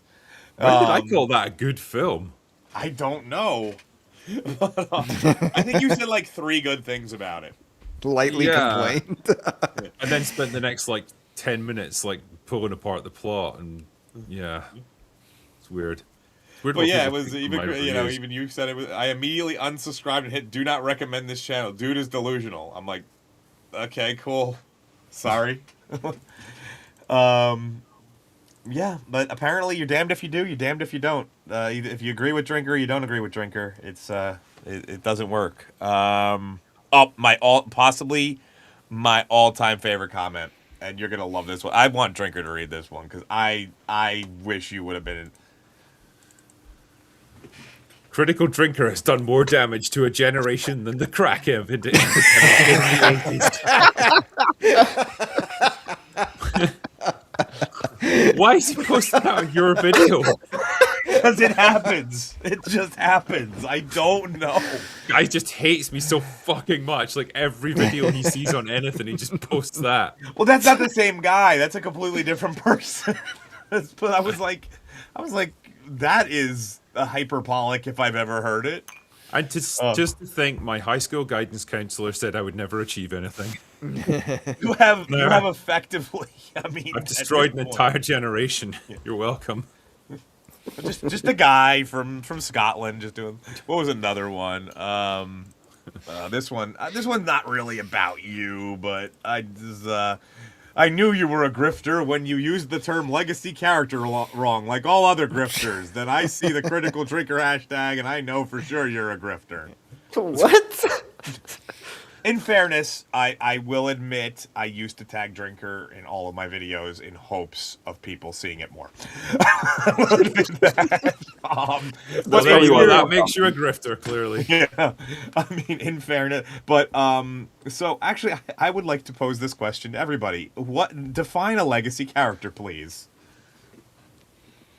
Let's go top to bottom. Let's go. Yeah. All right. A character that we all love and from our childhood that they decide to take out of the closet, sweep them off, and then take a shit on them. Okay, Bobby. Same. Okay. Car. Please don't just agree all around the. I will not fully agree, but I will say same as well. There you go. Okay. I need to do something different then. I mean, we can name some of these characters, Indiana Jones, Han Solo. Yeah, it's a character that's been Harrison Ford. Previously established in the same franchise or piece of media, has gone through their arcs and has been accepted by a fan base as being a popular character. Yeah, so, even Ash from Evil Dead you can consider him a legacy character. It doesn't necessarily have to have the aspect where they shit on him, but the fact that it's someone who was part of an IP back then that is respected and Sure. known, and that they reuse. They just typically now. shit on them. Yeah, they do Sorry. typically shit on them. That's for sure. For sure, 100%. So there is apparently. So they deconstruct them. That's what they do. So now. there is apparently two Yes. conflicting definitions of legacy character. Some people, our sphere side of the internet seems to use that definition. Then there's another definition, which is the person who's carrying on the legacy. And I was like, that I didn't screenshot because it was like 45 messages long. It was me and that guy arguing for like ever about what a legacy. And eventually I was just like, you know what, have fun, just be you. Yeah. But yeah, apparently there's multiple definitions of legacy character. That's such a counterintuitive way of describing it, though. So in their minds, the legacy character is the new character who's carrying on the legacy of the previous character. That makes them a successor character, if you're going to define it as anything. Yeah. I was just going to say, so do they consider Rey to be the legacy character of the new trilogy then? I mean, that doesn't make Technically, any yeah. fucking sense. According to their definition, that would be it, probably. We can't even That's agree the on one these I'm doing. definitions, you know? It's time for a divorce. Yeah. Okay, so I'll do this one only because it sets up for the next one. Featuring Critical Drinker in your title basically means the same thing as saying, I'm about to give a monumentally stupid take. Scathing. Absolutely scathing. I'll never I only recover say from that this. one. I only add Savage. that one because it sets up for the next one, which to this day, every time I see this one pops up for me, I'm confused. Where is it? Dude, I was once called an African dude who hates women because I come from a third world country. I was like, what the fuck? This one? I think it's this one. Oh, no, maybe this isn't it. Hold on. So basically, there was one where it was the video that you did a cameo in, Drinker, and somebody said that you weren't in the video, and I went, he's in the video, and I tagged the exact moment that you were in the video, and oh, here it is. So, and I lost it again. Because it moves everything when I go to click right? it. We're professionals, okay? I'm very professional. I'm the most professional here. What are you talking about? I'm gonna guess that it's this one. Oh, found it. Good. Didn't even spell your name right. Apparently, you're the cortical drinker. Cortical drinker. Featuring the cortical drinker, my ass. It's just your unknown ass talking. I mean, and I was like, and I even eclectic goat. Even was like, what the fuck are you talking about? Your unknown ass. But I was like, I literally tagged the moment, and those are just some of my favorite living rent free in people's head moments that have occurred on my channel. Where did my glasses go? I lost them. Doesn't matter. Yeah. So, anybody else have anything? Anybody have a story about ridiculous comments that they had once? Yeah. Drinker, you're probably yeah, shit, honestly. It's not just sometimes it's super chats where it's like, I think this person is legit having a stroke and I can barely understand what they're trying to get across. You know, it's like, if you're investing money in writing out a message to me or Mauler or whoever, man, you think you want to proofread it before you send it, just so, you know, there's no misunderstandings about what it is. But there's times when we're left genuinely scratching our heads. Like, what was this person trying to ask us? No idea. My favorite ones are the ones that are very much like in the moment you're saying them. This mostly applies to bigger streams, not so much smaller ones. But someone reacts, but only says their reaction, doesn't say, like, oh, it's in regards to this. And then an hour goes by, or in some cases in your streams, it'll be, you know, you'll do the catch-up stream, which, might I add, not everybody does. So that's an awesome thing that you do. But there's no context for the comment, and you're just like, yeah, they're like ham sandwiches, and it's like, yeah. What? At times, like, all you can really do is say, okay, thanks, moving on. Hey, I enjoy ham sandwiches, yes. Sure. I had a couple of super chats pop up, but I cannot. I think you can search them out. Oh yeah, there we go. Mega Spidey Man again for 5 additional fake monies. To all, fave Batman, I'm guessing actor, and Joker, why? Would you all recommend I Swear? I mean, Drinker did. He put out a whole video, so... I mean, I guess we'll start with that. I would recommend any documentary that highlights an issue with society that kind of gets brushed to the side. You know, like for years, Tourette's syndrome has kind of just been like a. I love how my mic is just doing this waving thing.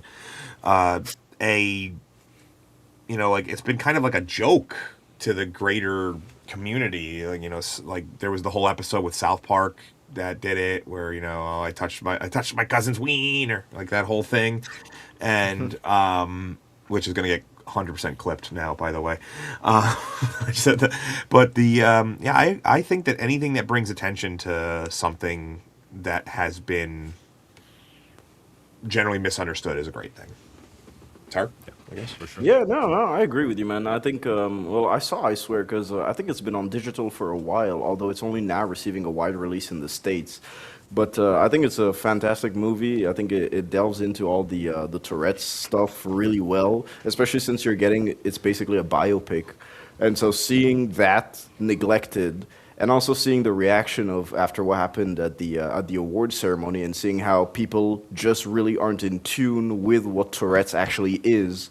And this doesn't only concern Tourette's, but it concerns all the other sicknesses that can be like that can affect people in everyday society without them wanting it to affect them. But, you know, Tourette's, for example, I brought up the case of Sweet Anita, who's a Twitch streamer, American Twitch streamer, and she has Tourette's, and she's one of them that's actually raising awareness each time in a very funny way. And I do thank her for that. And I think that a lot more people need to be sensitized to all of this stuff, especially those who are virtue signaling constantly. Because those who virtue signal, well, they're the people who are basically the worst of the worst. Because yeah, man, I'm gonna watch Sweet Anita way more after looking her up. Holy yeah, she's cute. She's cute. Cute. But yeah, I'll pull up a picture. Hold on, give me a second. He's gonna end this stream early, isn't he? Yeah. Right, I need to go off for a while. But things like this need to be sensitized a lot more, especially with the reaction that we got after the award ceremony with the man. Like, really, you know, someone who's been beaten to an inch of his life because of his sickness, I don't think deserves anything like this. He didn't even deserve the backlash that he got, and it just shows you how people are desensitized to all of this in general. And so, yeah, I would recommend I Swear for sure. Bobby, or I have not seen it, so I can't say. But in terms of favorite Batman, I got probably. We're not going to favorite Batman yet. Hold on. Okay, Talk about. I haven't seen that. I'm going to bring up the sex. I'm going to bring up the sexy Twitch streamer with Tourette's in a second. Hold on. I haven't seen the movie yet either, but I know of it. I saw the clips from the award shows. Yes, I will be following her career very, very good Lord. Yeah. She also has a spanking tick. So basically, if you bend down next to her, she will literally spank you. It's that sounds like my kind of woman. A tick. Huh? Yeah, it is. Tick, sure. Tick. Yeah. I think my ratings would go up if I just left this picture up for a while. It's just like, Drinker, if you, I know you did a video on it. If you want to just quickly. Yeah, 100%. I would recommend it. It is a biopic. I think it gives a great insight into this man's life, the struggles that he's had. It gives you a better understanding of Tourette's and really the devastating impact it can have on a person, particularly when he was growing up in a time when it wasn't well understood. And in terms of just the performances and the writing and stuff, like all the fundamental elements of a great movie are there. Like Robert Aramayo, who plays the lead character. He won a BAFTA for best performance for this, and it was well deserved because he really goes for it in this. And he's also the dude that played in Rings of Power, isn't he? Yes. Played Elrond, right? I wouldn't use that as a standard for greatness. Well, it's sort of to explain how I think it's a good example of how script can basically just fuck you over. So this guy got a really good script. He's a really talented actor who's been working for, I think the better part of a decade, and he's finally got his chance to shine. And so, yeah, and you can just take his performance as Elrond as a good comparison as to how script can affect acting in general, which I think deserves a mention. So yeah, and of course, so now we're going on to favorite Batman and Joker, right? Yes, yeah. It's funny because as we were Okay. talking about this, my phone just went off about a comment that I had said months ago. Someone said this. It was about my worst villain in MCU Ironheart video, and it was because she a female. You thought to say no and hate in it. Stan Lee would be disappointed, and I just said English, please. And apparently, he finally responded to that. So That sounds like a Riri fan. yeah, Yeah. that sounds pretty retarded. So yeah, favorite Batman and Joker and why? So I just Mega Spidey, you do not need to super chat it. But are you saying actor or are you saying like interpretation? I just want to. He's asked us this one quite a few times on Open Bar and stuff, so I think it's Okay. actors. Okay. I guess let's start bottom right corner with Tar and then work our way clockwise. So favorite Batman actor for me, I think is Batfleck. I think Batfleck does a fantastic job of covering not only Bruce Wayne but Batman in the little amount of time that we saw him on screen. I think that he has the physicality of Batman. He does it really, really well. But I just think that he was fucked over by the script for sure. I would like to see I guess Dark Knight Returns. I would like to see a Dark Knight Returns movie with Batfleck coming back as an older version of Batman. I think that would work really, really well as a standalone. And in terms of favorite Joker actor, I have a very soft spot for Mark Hamill from the animated series. So yeah, and I think it's just because the performance was really good, and I think that the writing complemented his performance as well. So yeah, those are my two picks. Okay. Drinker. Yeah, so again, we're going by actor rather than the movies they're in. So, much like you said, I'm in agreement. Batfleck, I think, is my favorite Batman. I think he's this big, intimidating physical presence. Like the warehouse fight scene in Batman versus Superman is a good example of like what he's like.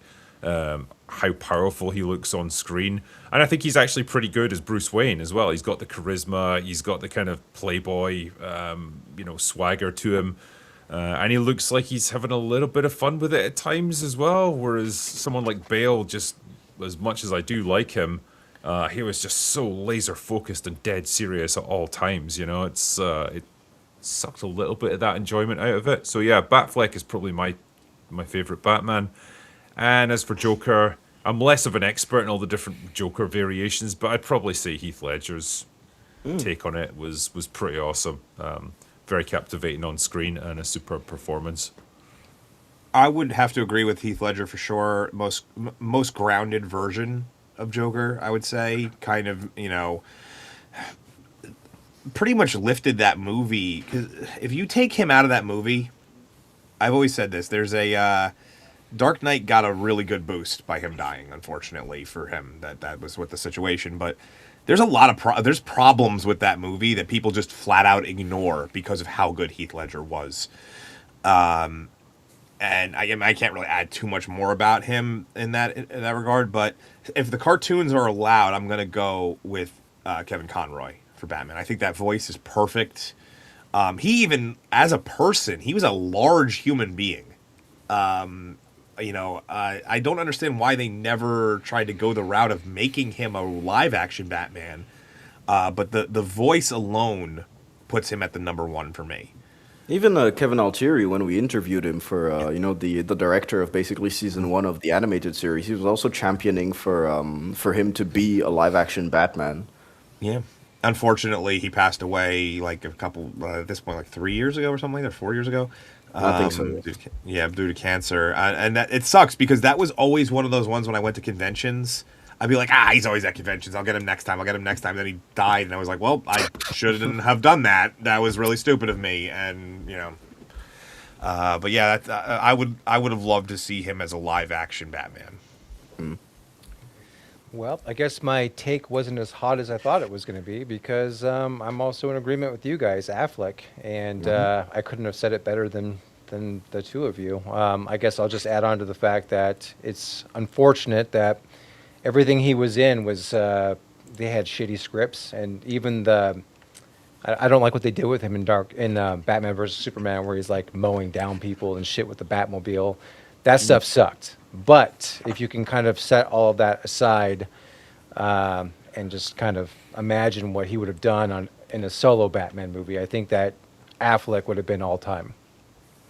And as for Joker, I'm going to kind of cheat. I'm going to say it's a tie between Heath Ledger and Jack Nicholson. Ooh, okay. Jack Nicholson does the more gangster style one, so if that's more your thing, I could see that. But Well, you got to remember though, before Heath Ledger, even when Heath Ledger was announced, everyone was like, "Fuck this fucking guy from 10 Things. There's no way he's gonna be better than Jack Nicholson." That's and something then, people often forget about him. I know. Everyone scoffed at it. They showed the first image of him, and everyone was like, "Okay, I see what they're going with this." But then when they showed the first teaser trailer, which all it was the bat symbol being destroyed by the lights, and then you heard the voice for the first time, and then you're like, "Okay, he's got it. It's gonna be cool." But yeah, I still maintain that Jack Nicholson he's the fucking GOAT. He was really good. He had the way that Jack Nicholson did the gags, incorporated the gags, the joy buzzer, all that stuff. That is more in line with what Joker is as a character. Exactly. Yeah. But if we're looking at just purely from a performative standpoint, I can't discount how much Heath Ledger raised that movie up. It's Yeah, he's good. Well, like what Jack Nicholson did, he took what Cesar Romero did and elevated it to a whole new level. So Jack Nicholson is like the GOAT with that character. Heath Ledger came along and he made it more realistic. He made it scarier. And that's like, so I kind of go back and forth between Nicholson and Ledger depending on the type of Joker I want. And then in terms of Batman, Kevin Conroy, like you said, Dark Hour, he like that voice, absolutely perfect from the animated series. And then, I got the soft spot for Keaton growing up with that Batman, but I do acknowledge that Affleck, he took it to a different place. So I kind of teeter between Keaton and Affleck on Batman, that live action. Okay, we're gonna start. I'll do the last of the super chats because I know Drinker. It's a little late for him, so we're gonna call it a little early today. I only have a couple more super chats. This one is just related to what we were just saying. $5 for Conroy Love. Thank you. Joey Bag of Donuts. Say it, Tar. Joey Bag of Donuts. Dude, I can't get past your accent when you say it, dude. Joey Bag of Donuts. Try the accent. Come on, do it. I've spent so many years removing the Jersey accent that when I go back into it, it sounds real weird. Dude, you sound like Mark Wahlberg from Ted to me. That's the only thing. Well, that was more of a Boston accent. But then again, honestly, the Boston, New York, New Jersey, they're all kind of similar. It's just a matter of where you hold your R's. You got the Long Island accent. I got Long Island over here. Yeah. You got a couple of, hey, what are you doing? But I spent literally my entire life being like, I'm not going to sound like I'm from Bayonne. By the way, I am the knight. I am Batman. There we go. I'll do that for you. And we have a couple, because I guess people are really trying to get Drinker to talk about Starfleet Academy because he refuses to. After 10 weeks of Starfleet, I'm going to call it Starfeet Academy. Sorry, I'm not going to Starfleet. Delivery straight from the depths of Satan's scorched asshole. Sounds like something from one of my scripts. It's time to admit that we were too hard on Section 31. I never watched that. No. It's not time to admit that. Both things can be true. They can both be shit. And you can shit on both of them. And you should, because they're both terrible. I don't want to have any of this, like, Section 31's not so bad in comparison. No, it's a horrendous movie. And Starfleet Academy being shit doesn't take away from that. Yeah, it's like saying, the Armenian genocide wasn't so terrible when you look at the Holocaust.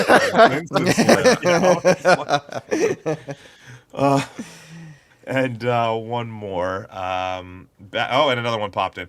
Back to Starfleet Academy. Thoughts about the super cringe and very uncomfortable scene between She-Hulk and Gary Stu's son after they reunited. I watched that episode. Are you talking about like the fact that they look like they want to fuck each other? Is that what you're talking about? It's so, but and they kind of look close in age, sort of, in this weird way. So yeah, that slow motion head touching sequence was pretty fucking weird. It's so weird because the first episode you had Tatiana Maslany and she didn't even look like herself. She looked older. Like I even said in my review or my breakdown, I said that clearly She-Hulk took its toll on her, and then they bring her back in episode 9 and she looks younger somehow. I'm like, how is this possible? This is like 10. It's about 10 years later, isn't it? Yeah. Yeah, I know it's more than that. It's 15, I think. 15, because he was like 6 years old and he's in his like early 20s now. The only person who ages is Paul Giamatti, and it's literally just they dyed his beard before and then they stopped dyeing it, so it's like grey now. Yeah, he's exactly they grayed out his tic-tac-toe. Yeah, he's honestly, I just feel his whole character is something of. He's like, I don't care how bad the script is. I'm chewing every piece of scenery. I'm making sure he's having a good time. Yeah. I think that's kind of what you have to do when you're a good actor in a terrible production. Just absolutely tear the arse out of it and just go for it. Because what else are you going to do? You can't bring subtlety to a character like that. Not like Robert Picardo, bringing Shakespeare to the Doctor.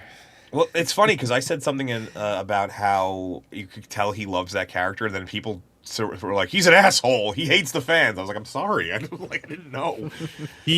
Yeah, I mean, he has been going after the fans pretty hard on this. Like, oh, you didn't like Starfleet Academy, Day? I guess you're just a racist or whatever. And it's like, of all the hills to die on, bro, why Starfleet Academy? Why are you staking everything on this show? It's not worth it. It's funny because it didn't even have we all kind of expected it to have that acolyte effect. Where it just kept as it went on, people were just more like, this is fucking retarded. Let's just keep making fun of it. It was about after episode 4, Starfleet Academy just died. Like everyone just stopped talking about it. It was very weird. I'm only completing my series because I feel obligated to finish it. But other than that, I wouldn't be doing this. I think it's an indication of like how much further down the rankings Star Trek is in terms of cultural awareness. Like Star Wars, at least when the Acolyte came out, it was relevant enough that people were pissed still at this show. With Starfleet, with Starfleet Academy, just people stopped caring because Star Trek itself is a dead franchise. Well, yeah, I agree with that. Even at its peak, Star Trek was not on the same level as Star Wars in terms of cultural. No. It just it was still up there. Don't get me wrong. It was still very, obviously it pretty much created the modern convention scene, but in terms of actual cultural impact, I don't think it ever reached. I would say it was probably about 2 levels lower. And this is the last one as of for now. No love for the Batman lads or Pattinson. Yeah. Guys, look, you can't walk into a Batman movie knowing you can kick Batman's ass. So no. Like I don't know, man. Pattinson, I think that he should have at least buffed up a tiny bit for the role. At least have the defined abs or something. Because we said this before. I mean, Christian Bale wasn't exactly massive in the first. In Batman Begins, he got massive later on. No way, he's more massive in Batman Begins. He's got more bulk in that one, and he kind of he was about 10 pounds. He was 10 pounds heavier in that one. Yeah. So I mean, like he can, even when he's still skinny, then you can still feel as if this guy can beat you up. But Pattinson, I feel like I could beat him in a bar fight, dude. Yeah. Anyone became a member, and we all appreciate her profile picture. Let me just make sure that we didn't have. But yeah, back to the question. Yeah, I mean, I didn't hate the Batman. The problem with the Batman movie was that they needed to end that. As I'm sitting there, I'm just like, come on, and when you get to that point with a movie, you've overstayed your welcome. It hurts it more. It hurts way more to overstay your welcome than to not deliver quite enough. Yeah. That fourth act that they decided to tack onto the end of it didn't need it. Yeah. So I think that was. Let me just make sure that was it. Okay, that was it. And that brings us to everybody. Tar, Yes. you get to do it. It's been a while. Ready? All right, go. Ladies and gentlemen, it is time to plug your shit. This is the segment of the show where everyone tells us what they're doing, what they've done, and what's going on in their lives. So, ladies and gentlemen, plug your shit. I guess we have to start with the critical drinker. Okay, well, I'm off to MegaCon in the next couple of days, so I'm going to be in Orlando, Florida over the weekend. Hopefully, I'll see some people there. Looking forward to it. I'm going to be hanging out with the Rippaverse guys, with Gary, with some of the Geeks and Gamers guys, and various other people. So that's my main thing. And then, yeah, I'll be back to it next week on my usual channel, The Critical Drinker. Awesome. Yeah. Yes, there's just a small channel. We're trying to get him some subscribers. If you haven't, you want to keep doing it, Tyre? You haven't done this in a while, so Yeah, of course. All right. Boom. So I guess I'll go with. So we have Matt and Bobby. So do I say Matt and Bobby? You can pick separate? one of us. You can pick. yeah. one. I usually alternate Yeah, between the two. I think last time was Bobby. No, last time was Matt. So Bobby could go this time. All right, Yeah, Bobby. It yeah. is time to plug your shit. Let the people know what's going on, man. All right, so we're unfortunately finishing up our Starfleet Academy reviews. That next one will be out soon, episode 10, and then we're gonna jump into Project Hail Mary, get back to some actual movies in the theater, which we've kind of strayed away from for a little while. So that'll be up next. Awesome, dude. And we've got 2 more Alien retrospective reviews. Oh So yes, we those got coming up. Prometheus and Covenant coming up. And then we'll be done. And finally. And you saved the best for last, clearly. Yes, Oh, we we did. did. We went chronologically. Oh yeah, man. Well, Dark Hour. It is time to plug your shit, my man. So, like I said, I'm finishing up my coverage of Starfleet Academy, hoping normally I say something along the lines of like, "Oh, please keep this show going, so I'll make more money and grow." I actually hope they cancel the fuck out of the second season. I do not want to do any more videos of this. I have dragged ass on this video, mostly because I'm like, it doesn't matter if I put it out in a week or a year. I think it's going to do the same amount of relevance. And then I'm going to be, like I've said in the last couple of shows, it seems my channel is going the route of more television shows, which I'm fine with. So probably going to transition into Daredevil Born Again Season 2, which is... People are ready to be whelmed, as Drinker would say. So, All right. that leaves you, Tur. Well, I was just Have about you to ask finally finished a video and you're putting it out, or? Oh yeah, dude. All right, so it's my time to plug my shit, ladies and gentlemen. First video in I think 2.5 years is completely done. It is my longest video. It's 37 minutes. It is on Ang Lee's Hulk.